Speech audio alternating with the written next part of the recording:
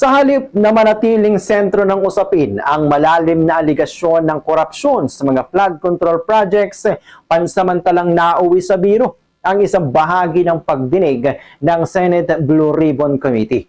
Nang itanong ni Senator Jinggoy Estrada kung may mga senador bang sangkot sa anomalya, mabilis na tumugon ang kontratistang si Curly Discaya nang wala po.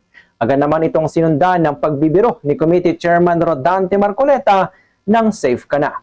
Bagamat tila magaan ang palitan ng mahalagang tanawin na hindi ito simpleng usapin na pwedeng takpan ng tawa o biro. Ang testimonya na mag-asawang Curly at Sara Discaya ay nagbunyag ng malawakang katiwalian mula sa sapilitang pagbibigay ng kickback hanggang sa tinatawag na menu style na pamahagi ng proyekto.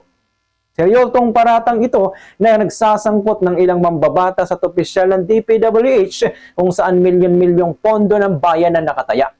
Kung may mabuting epekto ang naging biro, ito ay ang paglilinaw na wala o man senador na kabilang sa mga anomalya. Ngunit hindi ito dapat maging dahilan upang mabaling ang atensyon palayo sa tunay na isyu.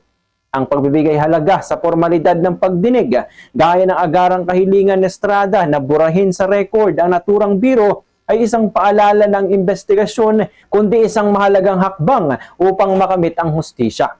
Sa huli, ang mga pagdinig na ito ay dapat manatiling bukal ng katotohanan at hindi ng katawanan. Ang mamamayang Pilipino ay may karapatang malaman kung sino ang tunay na sumira sa integridad ng mga proyekto at lumustay sa kaban ng bayan.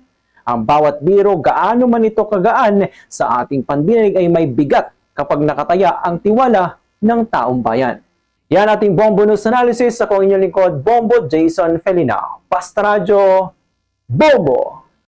For the most trusted source of news and information, visit our website at www.bomboradio.com. Follow us on Bombo Radio mobile app, Facebook, and YouTube. Like, share, and stay connected. Anytime, anywhere.